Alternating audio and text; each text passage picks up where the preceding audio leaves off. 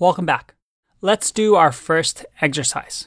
And this exercise is going to be really easy for you to skip, but I do recommend that you actually do it. I know it's not coding, but it's important because you'll learn that teaching somebody a topic actually helps you learn.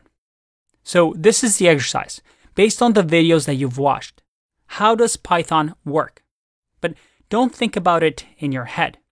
I want you to talk to somebody. I want you to teach somebody how Python works.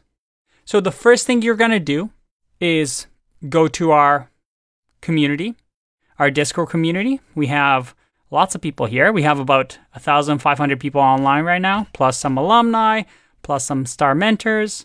Well, there's a lot of people. What I want you to do is go to the Programming Buddies channel, if you haven't already, and find a buddy. And with that buddy, whether that person is taking a Python course or taking a JavaScript course, it doesn't matter. Just say, hey, can I spend maybe 5 minutes teaching you how Python works? And see if you can explain it to them, how it works just like you've learned. And then, after you've done that, I want you to go find a friend or a family member that has never done programming before and see if you can explain in simple terms how Python works.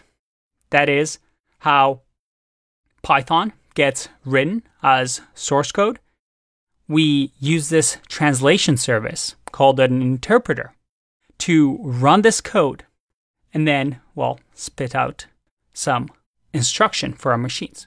I kind of gave away the answer, but you know what I mean. I want you to practice teaching somebody this because by understanding these fundamentals, it's going to help you learn more and more and understand how things work underneath the hood as we get more and more advanced. All right, first little exercise. It shouldn't be too hard. I'll see you in the next video.